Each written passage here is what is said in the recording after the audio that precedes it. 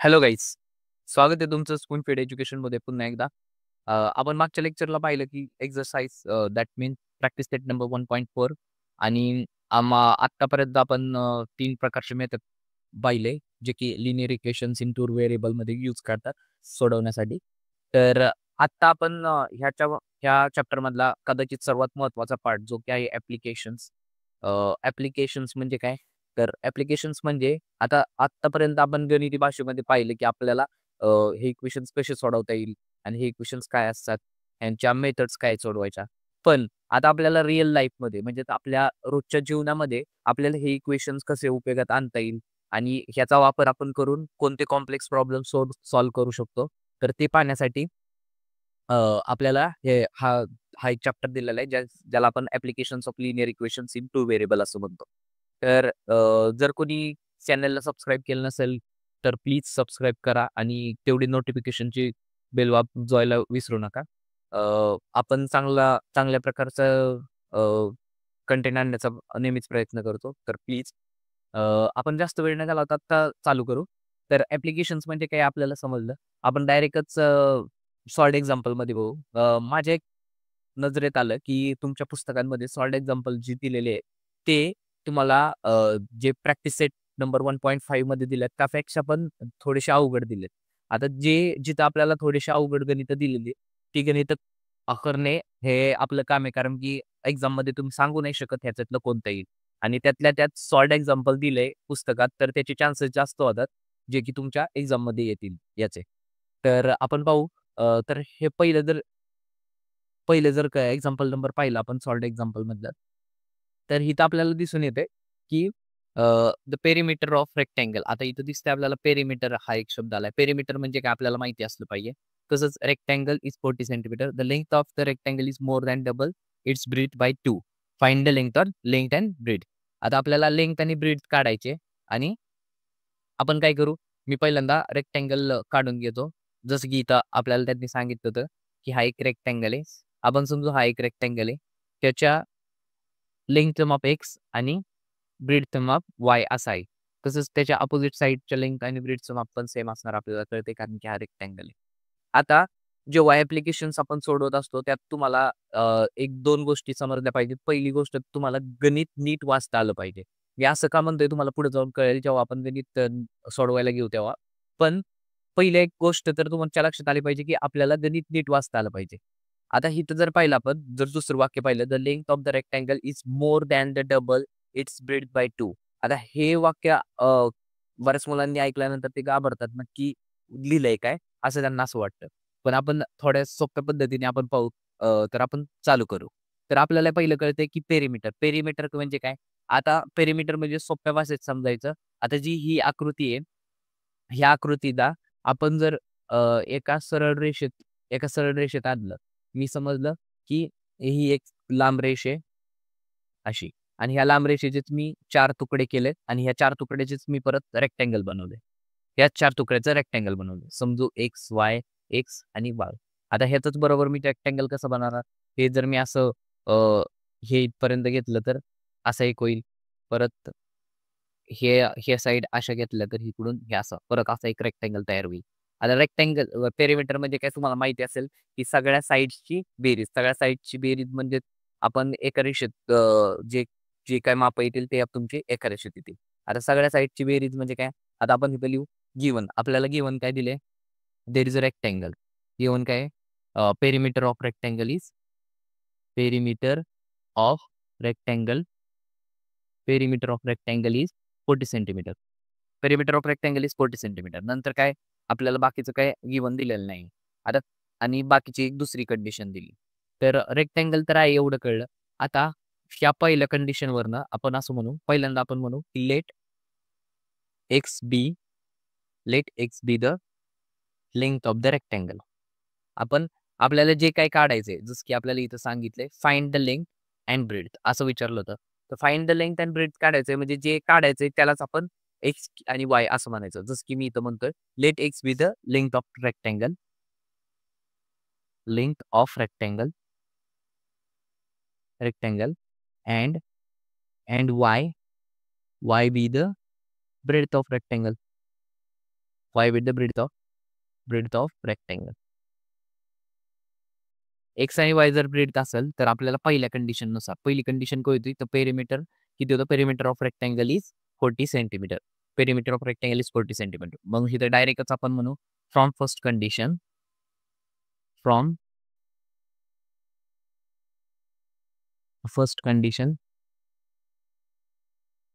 First condition पहिल्या कंडिशनने आपण काय म्हणू शकतो पहिल्या कंडिशनने म्हणू शकतो की ह्या सगळ्यांची बेरीज म्हणजेच x plus y plus x plus y is equal to 50 centimetre. म्हणजेच इथं काय नाही एक्स प्लस एक्स म्हणजेच 2x plus 2y is equal to 50 centimetre.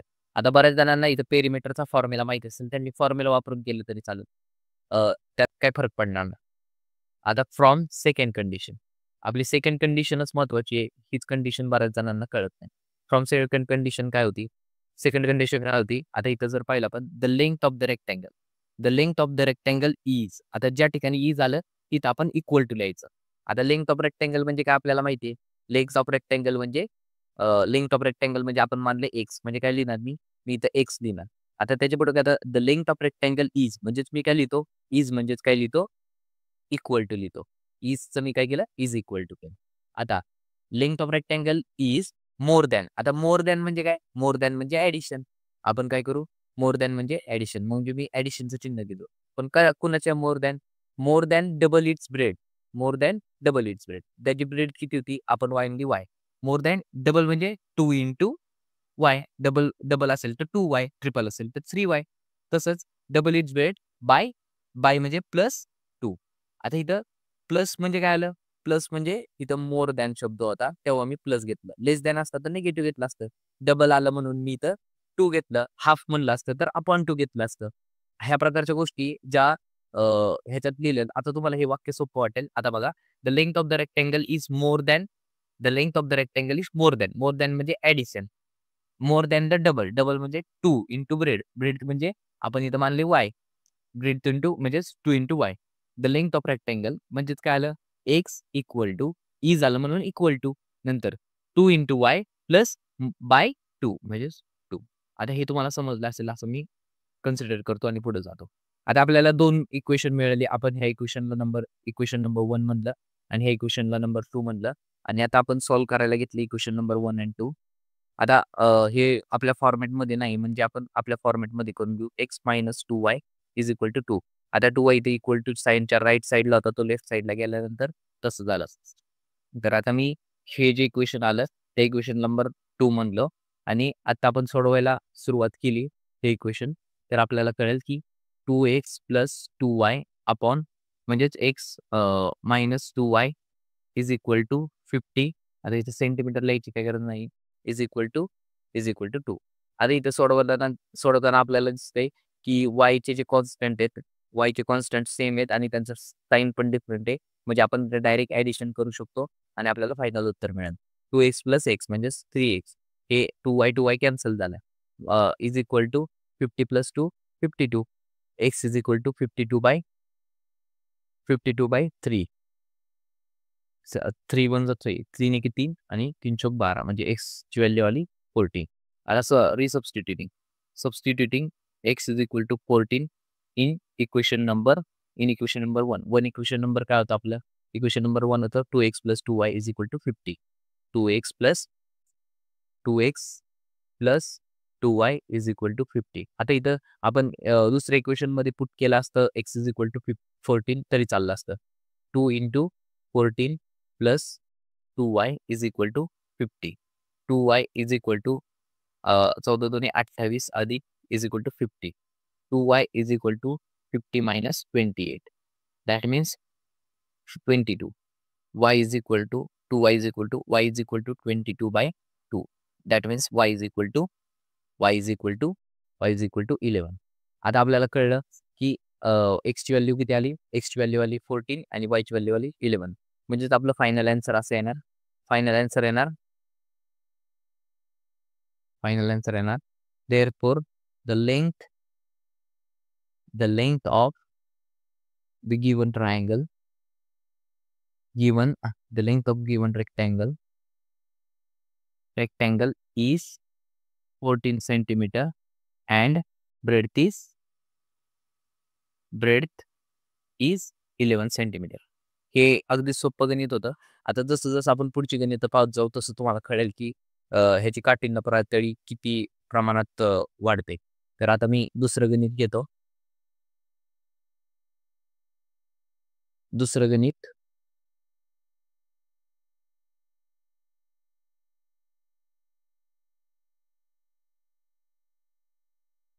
आता सेकंड एक्झाम्पल जर पाहिलं आपण तर आपल्याला सेकंड एक्झाम्पलमध्ये दिसतंय की इथं सेल केलाय. ह्याच्यात सेल दाखवलंय. I have some analogue watches, analogue wrist watches and some digital wrist watches. I am going to sell them at a discount.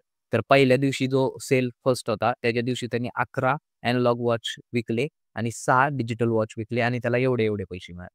दुसऱ्या दिवशी सेल वेगळा होता आणि त्याच्यात त्यांनी 22 एनालॉग वॉच विकले आणि डिजिटल वॉच 5 विकले आणि त्याला एवढे पैसे मिळाले.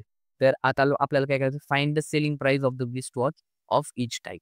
आता जे काय आपल्याला इथं दिले त्याच्यानुसार आपल्याला कळतंय की आपल्याला काढायचंय काय काढायचंय, सेलिंग प्राइस काढायचे. आपण विकले कितीला विकले ते नाही माहिती आपण. मग आपण कितीला विकले ते आपल्याला काढायचंय. तर आपण काय करणार, आता हे उदाहरण जर तुम्ही म्हणला आपल्याला रिअल लाईफमध्ये कसं यूज होईल. आता आपण इमॅजिन केलं एक मालक आहे, जो की एका म्हणजे त्या रिस्ट वॉचच्या दुकानाचा मालक आहे, जो की दुकानात बसत नाही. त्यांनी काय केलंय, त्यांनी तिथं एक कामगार बसवलाय. आता त्या कामगाराने काही वॉचेस विकली. समजा त्यांनी 11 वॉचेस 11 एनालॉग वॉचेस विकले आणि डिजिटल वॉच 6 विकले. आता त्याला एकूण गल्ल्यात रुपये दिसतायत 4,330. पण मालकाला माहिती नाहीये, की बाबा ह्या आपला जो माणूस तिथं कामाला ठेवलाय, त्यांनी एक वॉच कितीला विकलं, एनालॉग वॉच कितीला विकलं आणि डिजिटल वॉच कितीला विकलं. तर तो काय करणार, 2 दिवसाचं पाहणार आणि 2 दिवसाचं पाहिल्यानंतर त्याचं तो असं गणित करणार. कसं गणित करणार? आता आपण तो काय म्हणणार, पहिल्यांदा तर त्याला माहिती नाही. तर तो काय म्हणणार, let let selling price of let selling price of selling price of wrist watch. कोणतं रिस्ट वॉच? आपण एनालॉग पहिले घेऊ. Analogue analogue spelling LOGUE.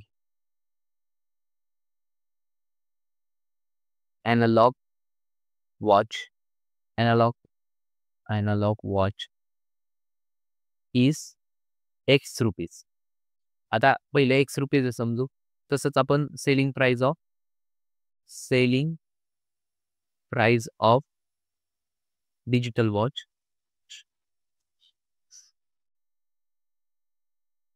Is Y rupees.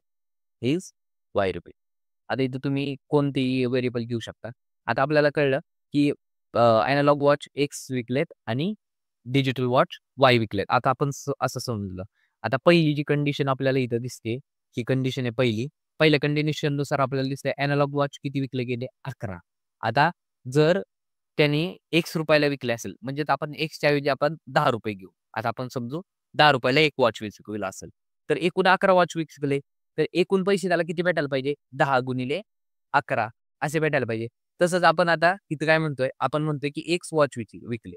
तर X वॉच विकल्यानंतर एकूण एनालॉग वॉचचे पैसे किती आले? बरोबर आहे. X गुणिले 11 म्हणजेच 11x. 11x. आता एकूण गल्ला झालाय त्याचा 4,330चा. कितीचा? 4,330चा. त्यात त्यांनी डिजिटल वॉच पण विकले. आता म्हणजेच डिजिटल वॉच विकले म्हणजेच काय येणार? 6 इंटू वाय. एकूण त्याचा गल्ला झाला 4,330. आता हे कशावरून आलं? From from first condition. From first condition. तसंच सेकंड कंडिशननी काय होणार? 22x plus 5y is equal to 7330 from second condition. आता फर्स्ट कंडिशन आणि सेकंड कंडिशन. आता इथं आपल्याला कळते की जे पहिले इक्वेशन आहे, आता मी ह्याला इक्वेशन नंबर 1 म्हणतो, ह्या इक्वेशनला इक्वेशन नंबर 2 म्हणतो. आता जर आपण सॉल्विंग 1 and 2 केलं, सॉल्विंग 1 and 2. आता सॉल्विंग 1 and 2 करायचंय आपल्याला. आता सॉल्विंग 1 and 2 करायचंय, पण आपल्याला दिसतंय की कोणत्याच व्हेरिएबलचं कॉन्स्टंट सेम नाहीये. ना एक्सचे ना वायचे. आता मग आपल्याला ते सेम करून घ्यावं लागणार. कसे करता येईल आपल्याला? आता पहिल्यांदा टिपला आपल्याला 11 आणि 22 एकाच पाड्यात आहे. 11 आणि 22 एकाच पाड्यात आहे. म्हणजेच ह्या पूर्ण इक्वेशनला आपण मल्टिप्लाय बाय 2 केलं, तर आपल्याला पाहिजे ते ॲन्सर मिळून जाईल. पाहिजे ते ॲन्सर म्हणजेच काय आपल्याला इक्वेशनमधनं एक इलिमिनेट करता येईल. तर मी काय करतो multiplying equation number 1 equation 1 by 2 म्हणजेच काय होणार 22x प्लस 12y बरोबर 0668 0668 हं. आपलं दुसरं इक्वेशन आपण आहे तसंच लिहू 5y इज इक्वल टू 7330. आता आपल्याला कळतंय की इथं इथं आपल्याला कॉन्स्टंट तर सेम आहेत, पण त्यांचे साइन्स डिफरंट पाहिजेत. डिफरंट पाहिजेत म्हणजेच आपण काय करणार, वजाबाकी करणार. 22चं साइन प्लस होतं, मायनस केलं. 5चं प्लस होतं, मायनस केलं. 7330चं प्लस होतं, मायनस केलं. आता मायनस केल्यानंतर इथं 0 राहिलं. 0 राहिलं प्लस 5तनं 12तनं 5 गेले म्हणजे 7y राहिले आणि इथं ह्यांची वजाबाकी आली. ह्यांची वजाबाकी 0, 0, 0, 6, 3, 6, 3, 1 आणि आपल्याला फायनल आन्सर येणार y is equal two upon 7 म्हणजेच काय येणार 7 एके 7 7 एके 7 म्हणजे 3 आणि 3 6 म्हणजे 7 7 9 63 म्हणजेच आणि 0ला 0 म्हणजे फायनल आन्सर आलो y is equal to 190 rupees. आता रुपीज लिहायचं नाही, आपण पुढे लिहू. आता हे आपल्याला हे आन्सर आल्यानंतर आपण काय करणार substituting y is equal to 190 in equation आपण म्हणू इन इक्वेशन 1 इक्वेशन काय होतं 11x plus 6y 11x plus 6y is equal to होतं 4330 दॅट इज 4330. आता मी 11x आपल्याला काढायचं आहे प्लस आपल्याला y ची व्हॅल्यू आली 6 इंटू y म्हणजेच 190 इज इक्वल टू 4330 म्हणजेच काय 11x प्लस 0 96 54 आणि 6 इज इक्वल टू 4330 म्हणजेच काय आपल्याला फायनल आन्सर आहे ना 11x is equal to 4330 minus 1140 0 9 1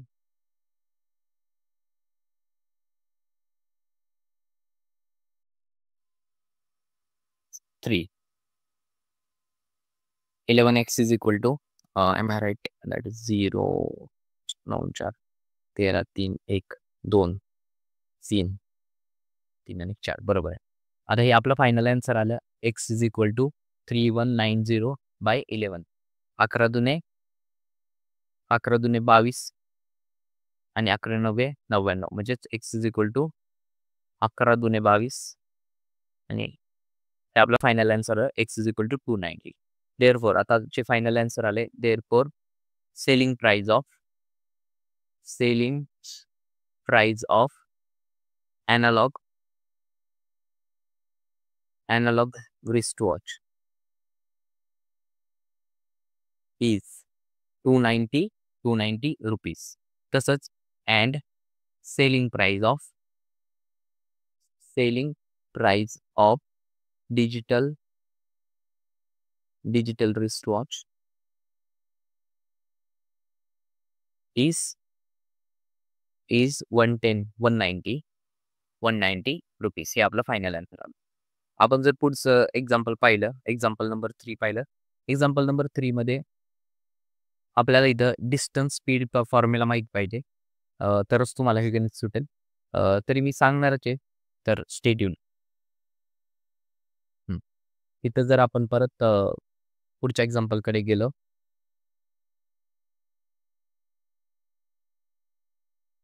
ह्या एक्झाम्पलमध्ये तुम्हाला दिसून येईल की ह्यांनी काय कंडिशन दिली. फर्स्ट कंडिशन दिली की अ बोट is travelling 16 kilometre upstream. Boat travel 16 kilometre upstream and 24 kilometres downstream. Obviously जर बोट प्रवाहाच्या विरुद्ध दिशेने जाणार असेल तर ती कमी स्पीडने जाणार आणि जर ती प्रवाहाच्या दिशेने जाणार असेल तर ती जास्त स्पीडने जाणार. जसं की इथं 24 दिले आणि इथं 16 दिले. The same boat is travel 36 kilometre upstream and 46 kilometre downstream, पण त्याचा वेळ वेगळा आहे. आता जेव्हा ती 16 किलोमीटर वरती आणि 24 किलोमीटर वरती जेव्हा धावते तेव्हा तिला 6 तास लागतात. पण तसंच त्यांनी स्पीड वाढवलं तर स्पीड वाढवलं किलोमीटर डाउनस्ट्रीम जर जात असेल तर त्याला 13 तास लागतात. एकच डिस्टन्स तर सेमच कव्हर करायला, पण त्यांना वेळेचा फरक जाणवतो. आता find the speed of water current and speed of boat in still water. आता ह्यांनी जे आपल्याला इथं विचारलंय तेच आपण काय म्हणणार, एक्स आणि वाय कन्सिडर करणार. म्हणजे काय, find the speed of water current आणि find the speed of boat in still water. आपण समजू let X kilometre per hour is a speed of is a speed of still water. शांत पाण्याचा वेग किती आहे तो आपण घेतला, जो की एक्स किलोमीटर पर आवर आहे, एवढा स्पीड आहे ते आपण समजू. तसंच आपण काय म्हणणार, and and Y kilometre per hour is a speed of water current, म्हणजेच वाहत्या पाण्याचा वॉटर करंट. आता इथं समजून घेण्यासारखी गोष्ट ही आहे, जेव्हा जेव्हा जेव्हा विरुद्ध दिशेने प्रवाहाच्या जाणार असेल, तेव्हा बोटचं स्पीड म्हणजेच जो स्टील पाण्याचा वेग आहे, त्याच्यातनं आपल्याला करंटचा वेग वजा करावा लागेल. कारण की आपल्याला ते अपोज करणार आहे, ते पाणी जेव्हा आपण वरती जाणार आहे. पण जेव्हा आपलं बोटचं स्पीड आपण प्रवाहाच्या दिशेने जाणार आहे, तेव्हा बोटचं स्पीड म्हणजेच स्टील पाण्याचं स्पीड प्लस त्या त्या पाण्याचा प्रवाह, तो एकत्र स्पीड होऊन आपली बोट पळणार आहे. आता जेव्हा आपण ह्या गोष्टी इथं अप्लाय करतो, तेव्हा तुम्हाला एक फॉर्म्युला माहिती पाहिजे. Speed is equal to distance upon time. Speed is equal to distance upon time. म्हणजेच आपल्याला इथं दिलेला आहे. टाईम किती? 6 hours अँड 13 hours. आता टाईम दिलाय म्हणजे आपण काय करू? टाईम इज इक्वल टू, आता टाईम इकडं मल्टिप्लाय होणार. टाईम आणि स्पीड इकडे मल्टिप्लाय होता, तो डिवाइड होणार. Time is equal to distance upon speed. आता तुम्हाला हे लक्षात ठेवायचं आहे, time is equal to distance upon speed. आपण पुढचं गणित सोडवू. तर फ्रॉम फर्स्ट कंडिशन आपल्याला माहिती आहे की स्पीड ऑफ बोट अपस्ट्रीम म्हणजे प्रवाहाच्या विरुद्ध दिशेने जाताना स्पीड ऑफ बोट कसं असणार आहे? एक्स मायनस वाय, कारण की ते अपोज करणारे पाणी. तसंच speed of boat is speed of boat downstream. आता प्रवाहाच्या दिशेने जर आपल्याला जायचं असेल downstream is x plus Y का? कारण की आपल्याला प्रवाहाच्या दिशेने यायचं, म्हणजेच ते येणारा प्रवाहाचा स्पीड आपल्याला ऍड होणार त्यात, म्हणजेच एक्स प्लस वाय केलं. आता आपल्याला ह्या गोष्टी कळल्यानंतर आपल्याला त्यांनी कशाचं दिले? स्पीड ऑफ बोट. आपल्याला स्पीड ऑफ बोट दिले आणि speed of boat travels 14 kilometre upstream, म्हणजे बोटचं स्पीड 16 किलोमीटर अपस्ट्रीम जाते. आणि आपल्याला काय दिले? आपल्याला टाइम दिलाय. टाइम किती दिला होता? आपल्याला टाइम दिला होता 6 hours. किती दिलाय? 6 hours. आता दोन्ही बोटेला खालनं वरती यायला किती वेळ लागला? 6 hours लागले. मी टाइमच्या ठिकाणी काय लिहिलं? 6 hours लिहिलं. 6 is equal to distance upon speed. पण आता इथं डिस्टन्स अपॉन स्पीड आपण एकदा वरती गेलो, एकदा खाली गेलो. म्हणजेच हे दोन्ही स्पीड आपल्याला ऍड करावं लागतील. म्हणजेच आपल्याला काय तर डिस्टन्स किती कव्हर केलं? डिस्टन्स तर 16 किलोमीटर कव्हर केलं. म्हणजे मी वरती लिहितो 16 अपॉन. आता डिस्टन्स 16 किलोमीटर आहे म्हणून मी इथं 16 लिहिलं. तसं स्पीड किती आहे? स्पीड ऑफ बोट जेव्हा आपण अपस्ट्रीम जातोय तेव्हा स्पीड ऑफ बोट किती आहे? एक्स मायनस वाय प्लस नंतर 16 आणि दुसऱ्यांदा 13 hours लागले. 13 hours जेव्हा बोटचं स्पीड किती होतं? बोटचं स्पीड होतं डाऊनस्ट्रीम म्हणजेच एक्स प्लस वाय. 16 नाही, इट्स 16 नाही. It is 16 kilometre and it is 24 kilometre. 24 kilometre म्हणजेच 24 अपॉन एक्स प्लस वाय. आता आपल्याला इथं एक इक्वेशन मिळालं. आता तुम्हाला हे दिसून येईल की अशा प्रकारचे इक्वेशन आपण सोडवलेले आहेत आणि ह्याला आपण नॉन लिनियर इक्वेशन म्हणतो. हे नॉन लिनियर इक्वेशन आपल्याला लिनियर फॉर्ममध्ये आणावं लागतील आणि लिनियर फॉर्ममध्ये आणल्यानंतर आपल्याला हे गणित सोडवता येईल. ह्याला मी 1 नंबर म्हणतो. इक्वल टू 6 मी ह्या साईडला लिहितो. त्या साईडला लिहिण्यापेक्षा मी राईट हँड साईडला लिहितो आणि ह्याला इक्वेशन नंबर 1 म्हणलं आपण. तसंच आपण जर फ्रॉम सेकंड कंडिशन म्हणलं, ह्याला आपण म्हणू from first condition. From first condition. तसंच from second condition. From second condition. From second condition आपण काय म्हणू शकतो? 36 upon 36 upon x minus y plus 36 upon x minus y plus 48 upon x plus y is equal to किती तासात परत आले ते 13 hours म्हणजेच is equal to 13. आता is equal to 13 काय आलं? कारण की time is equal to distance upon स्पीडचा फॉर्म्युला वापरला आपण आणि हे उत्तर आलं. आपल्याला हे आपण इक्वेशन नंबर 2 म्हणलं. आता हे इक्वेशन नंबर 2 सोडवण्यासाठी आपल्याला दिसते की इथं 1 upon x minus Y 1 upon x plus Y 1 upon x minus Y 1 upon x plus Y हे सगळं आपण सबस्टिट्यूट करणार. आपण सबस्टिट्यूट काय करणार? मी वेगळ्या रंगात लिहितो. Substituting 1 upon x minus y is equal to m and 1 upon x plus y is equal to n. आता हे सबस्टिट्यूट केलं आपण तर आपल्याला फायनल इक्वेशन कसं येईल? ते येणार आहे 16 upon 16 m plus 24 n is equal to 6. तसंच इकडे येणार आहे 36 m plus 48 n is equal to 13. आता हे फायनल 2 इक्वेशन आले. हे 2 इक्वेशन आपण ह्या 2 इक्वेशनला इक्वेशन नंबर 3 इक्वेशन नंबर 4 म्हणू. Solving equation number 3 and 4 we get. आपल्याला सॉल्व्ह करायचं आहे. आपल्याला वरती कळते की 16 आणि 36 24 आणि 48 म्हणजेच 48 आणि 24 एकच पाड्यात आहे. तर आपण काय करू? वरच्याला 2 ने मल्टिप्लाय करू. म्हणजेच मी काय करणार? Multiplying equation number 1 equation number 3 by 2. आता 2 ने मल्टिप्लाय केलं तर आपल्याला इथे 32 m plus 48 n is equal to 12. तसंच खालचं इक्वेशन आहे तसंच 36 m plus 48 n is equal to 13. आता आपल्याला इथं कळते की 2 कॉन्स्टंट तर आहेत पण त्यांना चिन्ह वेगवेगळे पाहिजेत म्हणून आपण निगेटिव्ह करून घेतलं. 36ला प्लस होता निगेटिव्ह केलं, 48ला प्लस होता निगेटिव्ह केलं, 13ला मायनस केलं. आता आपलं final answer 48 cancel 32 minus 36 that is 4 m. आता मी चुकलो इथं तुमचं चिन्ह द्यायचं राहिले मायनस 4 एम. आता हे ज्यांना कुणाला माझी चूक कळली असेल तर कॉंग्रॅच्युलेशन. 12 वजा 13 1 म्हणजेच एम इज इक्वल टू किती आला? एम इज इक्वल टू आला 1 अपॉन -1 अपॉन -4 -1 अपॉन -4 म्हणजेच एम इज इक्वल टू आला 1/4. आता आपण put m is equal to 1/4 in equation number 1 मध्येच ठेवू. पहिले इक्वेशन काय होतं? 16m plus 24n 16m plus 24n is equal to किती येणार? इज इक्वल टू त्यांनी काय दिले? 6 इज इक्वल टू 6. आपण 16m च्या जागी काय लिहिणार? 1/4 plus 24n is equal to 6 म्हणजेच 4 चूक 16 म्हणजेच 24n is equal to 6 minus 4 म्हणजेच फायनल आन्सर आपला येणार इज इक्वल टू 2/24 म्हणजेच बेकी बे 12×24 म्हणजेच 1/12 n इज इक्वल टू 1/12. आता आपण रिसबस्टिट्यूट करणार. Substituting 1 upon x minus y is equal to m and 1 upon x plus y is equal to n. आता हेच परत आपण सबस्टिट्यूट केलं तर आपण काय होणार? 1 upon x minus y is equal to काय येणार?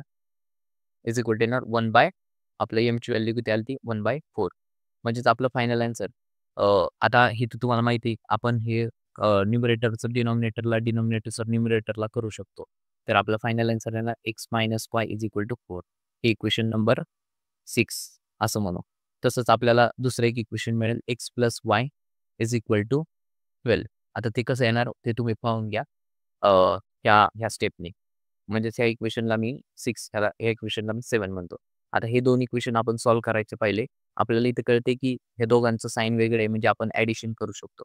आता ॲडिशन केल्यानंतर आपल्याला काय येणार आहे? 2x is equal to 16 x is equal to 8 x is equal to 8 आला. Substituting x is equal to 8 in equation 6. आता इक्वेशन 6 मध्ये जर x is equal to 8 put केला x minus 8 minus y is equal to 8 minus y is equal to 4 that is minus y is equal to 4 minus 8 that is minus y is equal to minus 4 and y is equal to finally 4. y is equal to 4. आता आपल्याला x ची किंमत मिळाली, y ची किंमत मिळाली. म्हणजेच आपल्याला काय मिळालं की आपल्याला जे काय पाहिजे होतं स्पीड जे पाहिजे होतं therefore speed of still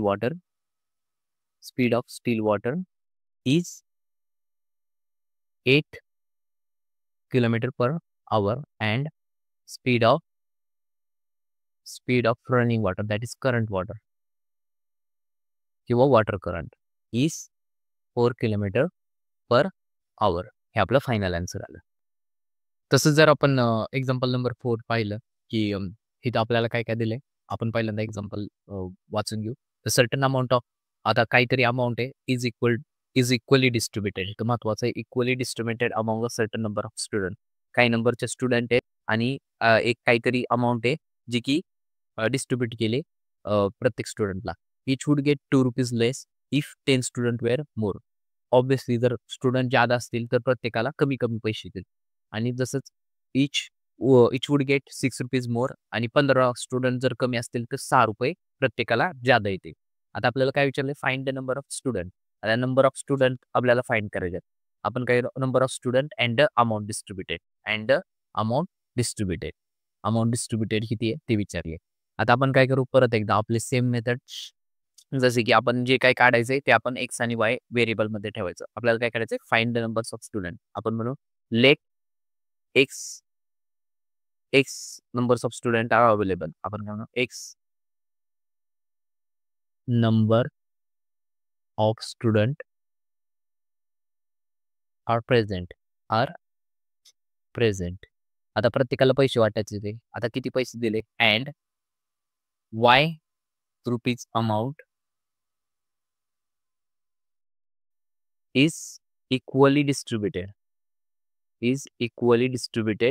to each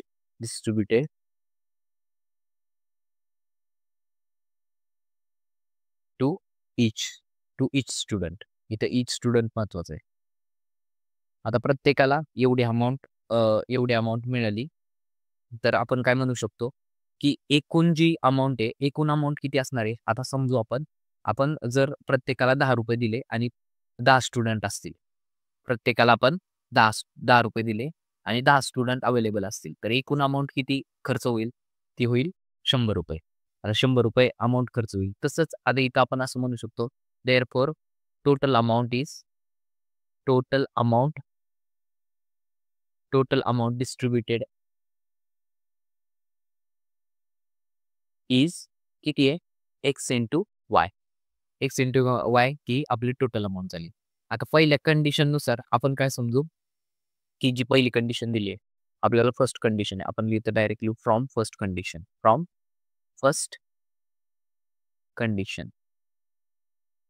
पहिली कंडिशन नुसार आपण काय लिहू शकतो, इथं आपल्याला दिसतंय की इच would get 2 rupees less.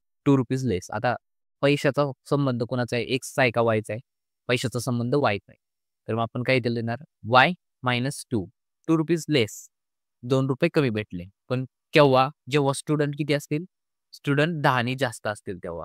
Student जास्त, आता आपण स्टुडंट किती म्हणले होते, स्टुडंट एक्स ते. आता 10 ने जास्त असले, 10 अजून एक्स्ट्रा प्रेझेंट असले, तर आपण काय लिहिणार, एक्स इंटू वाय. जेवढे नंबर ऑफ स्टुडंट इंटू जे पैसे येणार आहेत, number of student into money is equal to total money असं येणार आहे. Number of student X plus 10 आहे, 10 स्टुडंट वाढले. आता पैसे किती येणार, पैसे 2 रुपयांनी कमी होणार आहेत, म्हणजे वाय मायनस 2 लिहिलं.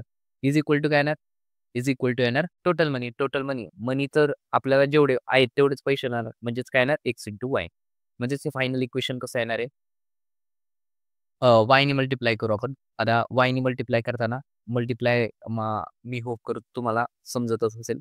आता वायने मल्टिप्लाय करताना पहिल्यांदा दोघांना मल्टिप्लाय करणार, म्हणजेच x into Y plus 10 Y. आणि नंतर जर 2 ने मल्टिप्लाय करताना आपण दोघांनी मल्टिप्लाय, म्हणजेच मायनस 2x, मायनस मल्टिप्लाय केलं, -2x - 20 is equal to x y. आता हा एक्स वाय कॅन्सल होणार का एक्स वाय इथं प्लस आहे तिकडे जाऊन मायनस होणार minus x y plus x y is equal to 0 होणार. तसंच आपला फायनल इक्वेशन आहे ना -2x plus 10y is equal to plus 20. इथं -20 होता. मी इक्वल टू साइनच्या पलीकडे दिल्यानंतर तो आपला -20 प्लस 20 झाला. आता हे इक्वेशन नंबर 1 आलं. मी ह्याला इक्वेशन नंबर 1 म्हणतो. तसंच आता जर आपण फ्रॉम सेकंड कंडिशन म्हणाल, from second condition, second condition काय होती? सेकंड कंडिशन होती इथे की student were more and each would get ₹6 more. ₹6 more. आता पैशाचा संबंध कोणाचा आहे? एक्सचा आहे का वायचा आहे? वायचा आहे. कारण की आपण वायला कन्सिडर केलं. ₹6 मोर. पण केव्हा? जेव्हा 15 स्टुडंट कमी येतील. कमी येतील म्हणजेच काय? -15 इज इक्वल टू XY. आपली टोटल अमाउंट तर चेंज होणार नाही. आता परत एकदा आपण इथं मल्टिप्लाय करणार. वायला मल्टिप्लाय करणार एक्सला आणि 15ला. मग आपलं आन्सर आलं YXY -15Y. तसंच आपण 6नी पहिल्यांदा एक्सला मल्टिप्लाय करणार, नंतर 15ला मल्टिप्लाय करणार. म्हणजेच काय येणार प्लस 6x मायनस 15 साई पंचे 30 आणि 3 7 3 9 म्हणजे 90 XY. मग आपलं इथे काय येणार XY कॅन्सल होणार. XY कॅन्सल झाल्यानंतर इथे येणार आपलं final answer 15y plus 6x is equal to 90. हा प्लस 90 मी का केला? कारण की -90 इक्वल टू साइनच्या पलीकडे गेला. आता म्हणजेच आपलं फायनल इक्वेशन आलं 6 minus 15y is equal to 90. काहीच केलं नाही मी, फक्त उलटं-पालटं केलं. ह्याला आपण इक्वेशन नंबर 2 म्हणू. ह्याला इक्वेशन नंबर 2 म्हणू. आता इक्वेशन नंबर 1 आणि इक्वेशन नंबर 2 जर आपण पाहिले आणि ते सोडवलं, आता आपण इथं लिहू solving equation number 1 and equation number 2 and equation number 2. Equation number 1 काय होतं? इक्वेशन नंबर होतं -2x plus 10y. -2x plus 10y is equal to -2x plus 10y is equal to 20. आणि इकडे तर 6x minus 15y is equal to 90. आता आपल्याला कळते की 2 आणि 6 हे एकच पाड्यात आहे. म्हणजे आपण 2 ला 6 मध्ये कन्वर्ट करू शकतो. कसं काय? मल्टिप्लाय बाय 3 केलं तर. 3 नी मल्टिप्लाय केलं तर आपल्याला वरचं इक्वेशन आपल्याला इलिमिनेट करण्याच्या फॉर्ममध्ये आणू शकतो. म्हणजे आपण इथे काय लिहिणार मल्टिप्लाइंग इक्वेशन नंबर 1/3. तर 1/3 ला मल्टिप्लाय केलं तर आपल्याला फायनल आन्सर आहे ना -6x plus 30y is equal to 60. तसंच 6x मायनस 15y आपण दुसरं इक्वेशन आहे तसंच लिहून घेतलं इज इक्वल टू 90. आता आपल्याला इथे कळते दोघांचं साइन वेगळे म्हणजे आपण काय करू शकतो? आपण ह्यांची ॲडिशन करू शकतो. वेगळं नसतं तर आपण वजाबाकी केली असती. 6y प्लस 6x म्हणजे ते 0 होणार. म्हणजेच 15y मायनस 15 म्हणजेच 15y इज इक्वल टू 60 अधिक 90 म्हणजेच 150 होणार. म्हणजेच yची व्हॅल्यू येणार 150 डिवाइड बाय 15 म्हणजेच yची व्हॅल्यू आली आपली 10. yची व्हॅल्यू 10 आली. आता रिसबस्टिट्यूट करू आपण. Substituting y is equal to 10 in equation number 1. Equation number 1 मध्ये आपण सबस्टिट्यूट केलं तर आपल्याला पहिलं इक्वेशन काय होतं? पहिलं इक्वेशन होतं आपण इक्वेशन नंबर 1 लिहून घेऊ. -2x plus 10y -2x plus 10y is equal to plus 20. आता y ची व्हॅल्यू आपण 10 ठेवली तर -2x plus 10 into 10 is equal to 20. -2x plus 100 is equal to 20. -2x is equal to 20 minus 100. -2x is equal to -80. And final answer येणार आपलं x is equal to -80 by -2 म्हणजेच minus minus cancel. आपलं answer आलं 40. म्हणजेच आपण जे consider केलं होतं की x is a number of student म्हणजेच there are 40 student present. There are 40 student in the number of student.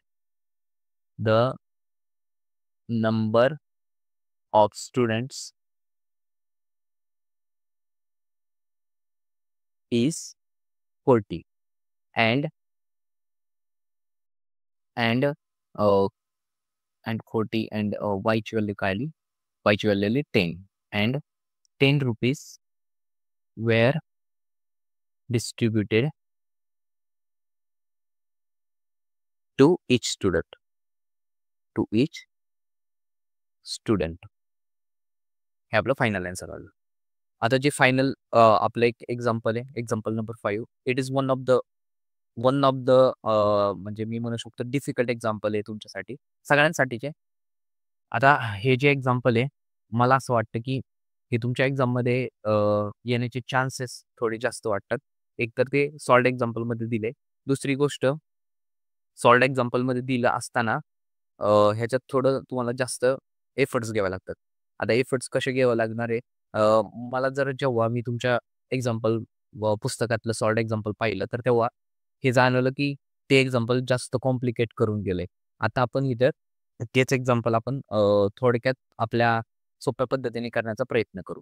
जसं आपल्याला इथं दिसतंय, a 3 digit number is equal to आपल्याला एक कळलं की 3 डिजिट नंबर आहे. आता समजून घेऊ की आता आपण समजू 198 हा 3 डिजिट नंबर आहे. 198 3 डिजिट नंबर म्हणजेच काय तो? आपण म्हणतो 100 प्लस 90 प्लस 8. आता जर आपण असं म्हणलं की आपला 3 डिजिट नंबर XYZ आहे. XYZ आहे. तर म्हणजेच काय येणार? 100x plus 10y plus Z म्हणजेच काय? X हा शतक स्थानावर आहे. म्हणजेच 100th प्लेसला आहे. Y हा 10th प्लेसला आहे. आणि Z हा युनिट प्लेसला आहे. युनिट प्लेसला एकक, शतक, दशक अशा प्रकारे म्हणजेच आपण फायनल असं लिहू शकतो. मग आपण समजू आपल्याला काय काढायचंय? आता त्यांनी काहीतरी कंडिशन दिली. आता कंडिशनवर जास्त फोकस न करता, if the digits are reverse, the new number is 198 more than म्हणजे इथं प्लस असणार आहे तुम्हाला कळेल. More than the old number. Also the sum of the extreme digit is less than the middle digit by unity. Find the original number. आता आपण समजू the original number काय? Let x, y and z. आता मी इथं एक extra variable घेतलंय. एक एक्स्ट्रा व्हेरिएबल ह्याच्यासाठी घेतलंय तुम्हाला अंडरस्टँडिंगसाठी सोपं जाईल, की आपल्याला 2च व्हेरिएबलचे एक्झाम्पल आहेत. I know. बट जेव्हा तुम्हाला सोडवता येईल, तेव्हा तुम्हाला कळेल, की हे इक्वेशन जे होणार आहेत फायनल, ते 2च व्हेरिएबलमध्ये येणार आहे. हे थोडं कॉम्प्लिकेटेड एक्झाम्पल आहे, तर please stay focus. XYZ be a हे नंबर कसे आहेत? XYZ be a number at 100th, 10th and unit place म्हणजेच फर्स्ट म्हणतो मी तर. फर्स्ट म्हणजेच येणार unit place of required number. Therefore आपला देअरफॉर काय येणार? रिक्वायर्ड नंबर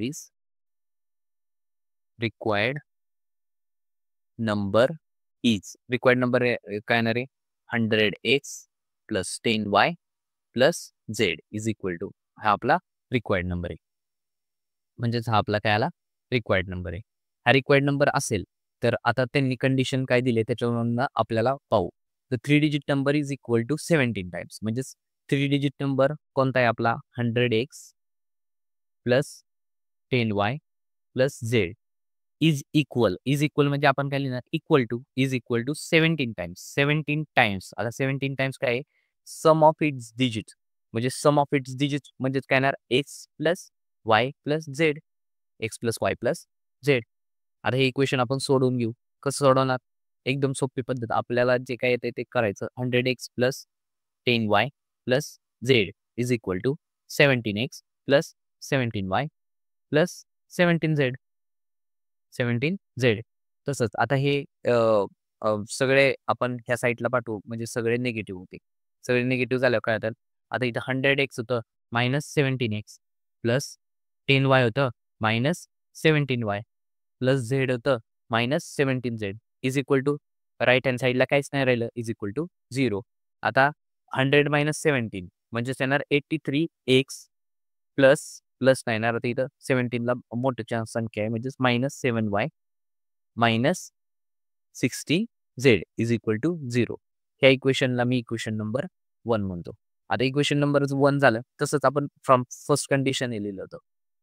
आता हे कसं लिहिलं होतं? From first condition. हे फर्स्ट कंडिशनने लिहिलं होतं. तसंच आपण सेकंड कंडिशनने काय लिहू शकतो? आपल्याला सेकंड कंडिशन काय दिली आहे? सेकंड कंडिशन दिली होती, if the digits are reverse. आता डिजिट्स जर रिव्हर्स झाले, म्हणजेच इथं समजू आपण डिजिट रिव्हर्स झाले म्हणजे काय झालं? झेड, वाय, एक्स झालं. म्हणजेच डिजिट काय होणार? 100Z plus 10Y plus x हे आपलं रिव्हर्स डिजिट होणार आहे. नाव मी इथं लिहितो रिव्हर्स डिजिट बिकम कशा होणार? रिव्हर्स डिजिट कसं होणार? 100Z plus 10Y plus x हे आपलं रिव्हर्स डिजिट झालं. आता जे रिव्हर्स डिजिट होतं ते 100Z plus 10Y plus x जे काय आलं ते याचं काय होणार आहे? इथं काय त्यांनी दुसरी कंडिशन दिली.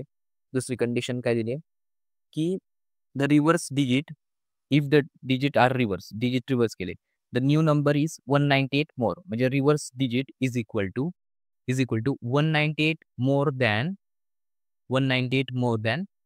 The old number. आता ओल्ड नंबर आपल्याला माहिती आहे का होता? ओल्ड नंबर होता 100x plus 10y plus z. आता परत एकदा हे इक्वेशन जर सॉल्व्ह करून घेतलं आपण तर आपल्याला इथं 100Z होतं. झेडची टर्म किती आहे? एकच म्हणजे मायनस झेड प्लस 10y होतं. 10y मायनस 10y म्हणजे 10y काय होणार आहे? 10y डायरेक्टच कॅन्सल होणार आहे. प्लस 10y इकडे जाऊन मायनस 10y येणार. प्लस एक्स इथं आहे तसाच होता तो लिहिला मी. पण इकडे मायनस 100x होता हो इकडे जाऊन 100x इज इक्वल टू एक्सची झाली झेडची झाली म्हणजे तिथं राहिलं काय? 198. आता फायनल इक्वेशन काय येणार आहे? 99Z plus x x minus 100 म्हणजे तिथं minus 99x is equal to 198. हे आपलं इक्वेशन नंबर 2 आलं. आता आपण इक्वेशन नंबर 1 आलं, इक्वेशन नंबर 2 आले, पण आपल्याला अजून एक कंडिशन दिली आहे. आता फ्रॉम थर्ड कंडिशन आता जी थर्ड कंडिशन होती, थर्ड कंडिशन काय होती? थर्ड कंडिशन होती की also the sum of extreme digits. आता सम ऑफ एक्स्ट्रीम डिजिट्स म्हणजे त्यांना काय म्हणायचं आहे? Also the sum of extreme digits. Extreme digit कोणते होते? एक्स्ट्रीम डिजिट म्हणजे कोपऱ्यातले, म्हणजे तिथं एक्स आणि झेड हे काय आहेत? एक्स्ट्रीम डिजिट आहेत. Also the sum of extreme digit is less than, म्हणजे इज आलं म्हणजे मी काय लिहितो? परत एकदा आपली कंडिशन कशी लिहितो आपण तशीच लिहू. सम ऑफ एक्स्ट्रीम डिजिट्स म्हणजे X plus Z is less than म्हणजे is equal to, less than म्हणजे मी निगेटिव्ह साईन देतो. निगेटिव्ह साईन दिलं इज लेस दॅन काय सांगितलंय? मिडल डिजिट वाय होतं. मिडल डिजिट काय होतं? वाय होतं. बाय युनिटी म्हणजे 1 ही आपली कंडिशन आली. म्हणजे आपलं काय येणार? X plus x minus Y. आता हे जे इक्वेशन आले, आता ह्या इक्वेशननुसार आपल्याला झेड पाहिजे का? आपल्याला झेड आपण कधीच नव्हता, तर आपण झेड इलिमिनेट कसा करता येईल तो पाहू. तर आता इथं मी काय करतो? Z is equal to y minus x minus 1 plus x होता तो मी पलीकडच्या साईडला जाऊन मायनस केला, बाकी काहीच नाही केलं. आता हे जे इक्वेशन नंबर 3 आले, आता मी काय करतो? पुट किंवा substitute z is equal to y minus x minus 1 in equation number 1. पहिलं इक्वेशन होतं त्यात मी झेडची व्हॅल्यू पुट करतो. पहिलं इक्वेशन काय होतं? 83x आपलं होतं 83x minus 7y minus 100 minus 16z is equal to 0.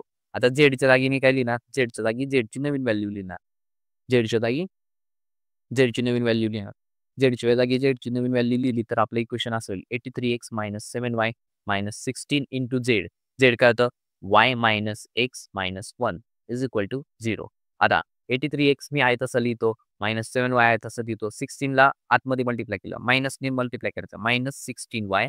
आता मायनस मायनस 7 चिन्हांची बेरीज म्हणजे plus 16x plus 16 is equal to 0. आता 83x आणि 16x म्हणजे हे काय येतं? 8 आणि 6 3 9 म्हणजे 99x. तसंच मायनस 7y मायनस 16 समान चिन्हांची बेरीज minus 23y is equal to plus 16 होता तो मी पलीकडच्या साईडला देतो मायनस 16. आता हे तुमचे जे आपल्याला जे सॉल्व्ह करायचं इक्वेशन ते इक्वेशन हे आलंय जे की इक्वेशन नंबर 4 आहे. इक्वेशन नंबर 4 आलं. तसंच आता मी काय करतो? Substituting z is equal to y minus x minus 1 in equation number 1 मध्ये झालंय. आता इक्वेशन नंबर 2 मध्ये. इक्वेशन नंबर 2 काय होतं? 99z 99z minus 99z minus 99x 99x is equal to 198. Am I right? 198. That's correct. तर आता आपण काय करू? तसंच आपण आता इथं 99 च्या जागी आपण फुल ब्रॅकेट काय टाकणार? y minus x minus 1 is equal to minus 99x is equal to 198. तसंच आता 99 ने आपण मल्टिप्लाय केला. 99y minus 99x minus 99 minus 99x is equal to 198. आता इथं मायनस 99x आहे ना, तो लिहायला मुलं विसरतात आणि नजर चुकीने त्यांचं राहतं आणि पुढचं गणित त्यांचं पूर्ण चुकतं आणि मग त्यांना वाटतं की आपले काहीतरी प्रोसेस चुकले. प्रोसेसमध्ये काहीच फरक नाही होणार. तुमच्या कॅल्क्युलेशन्समध्येच काय होईल तो फरक होईल. तर प्लीज ह्याच्यावर लक्ष ठेवा. आता मायनस 99 99x म्हणजेच दोघांची बेरीज होणार. 99 अधिक 99 म्हणजेच 198 पण त्याला मायनस चिन्ह 198x. तसंच वायची जी व्हॅल्यू होती वायचं काहीच नाही म्हणजेच प्लस 99y. आता हा मायनस 98 99 तिकडे जाऊन प्लस 99 होईल. म्हणजेच 198 प्लस 99. आता जर फायनल जर पाहिलं आपण minus 198x plus 99y is equal to 9 8 17 1 10 म्हणजेच 297 हे इज इक्वल टू 297 आलं. ह्या इक्वेशनला मी इक्वेशन नंबर 6 म्हणतो. 6 4 5 म्हणतोय. Equation number 5. आता आपण काय करू? Solving equation number 5 and 4. चौथं आणि पाचवं इक्वेशन जर सॉल्व्ह करायला घेतलं. चौथं इक्वेशन काय होतं आपलं? चौथं इक्वेशन होतं 99x 99x minus 23y minus 23y minus 23y is equal to minus 60 is equal to minus 60. आणि दुसरं एक्झाम्पल होतं आपलं 198x plus 99y is equal to 297. आता आपल्याला इथं दिसतंय की 99 आणि 198 हे एकाच पाड्यात आहे. जर आपण ह्या इक्वेशन नंबर 4ला मल्टिप्लाय बाय 2 केलं तर 99चं 198 होईल. म्हणजेच आपल्याला एक्स इलिमिनेट करता येईल, वायची व्हॅल्यू भेटून जाईल. तसंच आपण जर पाहिलं तर आपण इथं सॉल्व्ह करू. मग आपण इथं काय म्हणणार? So multiplying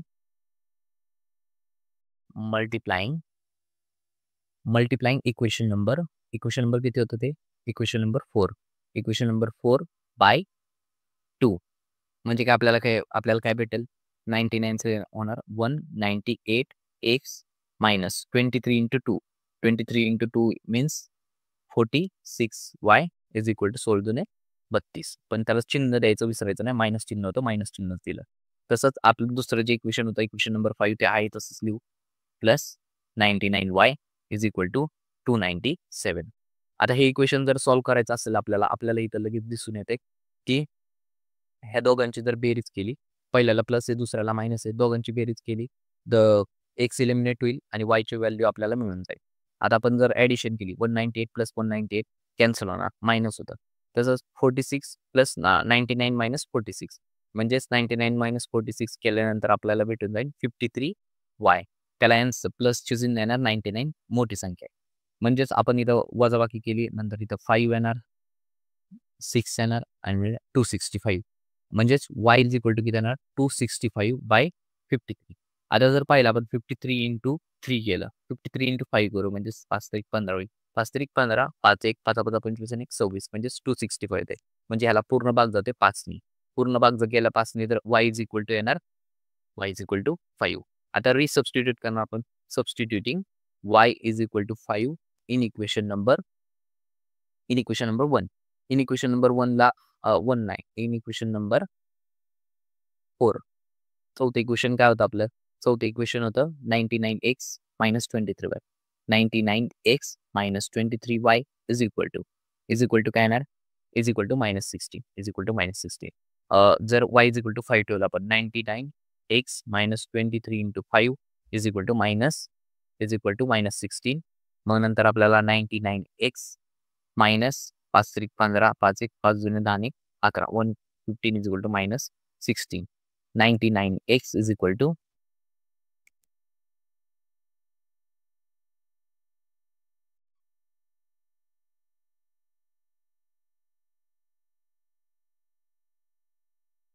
99 x is equal to minus होतं तिकडे जाऊन प्लस होणार -16 प्लस 115 म्हणजे जिथे येणार -6 म्हणजे तिथं 99 येणार 99 x is equal to 99 x is equal to 99 divide by 99 म्हणजेच x इज इक्वल टू आलं 1. x आणि y ची व्हॅल्यू आली तर आता आपलं जर फर्स्ट जे आपण कन्सिडर केलं होतं रिक्वायर्ड नंबर इज तर therefore required number is required जी झेडची व्हॅल्यू आपल्याला माहिती नाही तीच पण आपण झेडची व्हॅल्यू काढू शकतो. जसे की आपण कोणतेही झेड मधलं एक इक्वेशन पाहिलं आपण इक्वेशन नंबर 2 ठेवू substituting x is equal to 1 in equation number 2. Equation number 2 आहे तर लक्षात ठेवा की इक्वेशन नंबर 2 एकदम वरच आहे. इक्वेशन नंबर 2 काय होतं इक्वेशन नंबर 2 जे होतं मी ते कॉपी करून घेतो. हे जे इक्वेशन आहे कंट्रोल C आणि याच्यावरून आपल्याला झेडची व्हॅल्यू मिळून जाईल कंट्रोल V. आता हे इक्वेशन नंबर 2 होतं. इक्वेशन 2 मध्ये x इज इक्वल टू 1 ठेवू आपण. x इज इक्वल टू 1 ठेवलं तर आपल्याला काय भेटून जाईल आपल्याला झेडची व्हॅल्यू भेटत आहे 99z मायनस 99 इंटू 1 म्हणजेच 99 इज इक्वल टू इंटू 1 लिहून घेतो मी 198. जसंच 99z इज इक्वल टू 198. आता हा 99 मायनस होतं तिकडे जाऊन प्लस 99 होणार प्लस 99 झाल्यावर 297 येणार 99z is equal to 297 bye 99 म्हणजे झेडची व्हॅल्यू किती येणार आहे z is equal to 297 divide by 99 99 3 म्हणजे 3 भाग जाणार आहे पूर्ण याला म्हणजे झेडची व्हॅल्यू आली 3 म्हणजे जे आपलं फायनल आन्सर होतं की आपल्याला रिक्वायर्ड नंबर जो होता therefore रिक्वायर्ड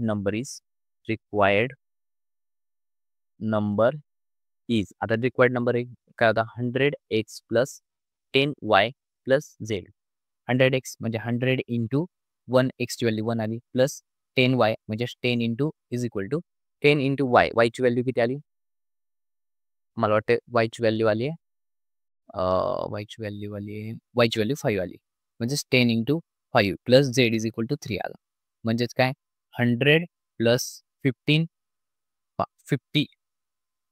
प्लस 3 म्हणजेच आपले फायनल आन्सर आलं 153. therefore our required number is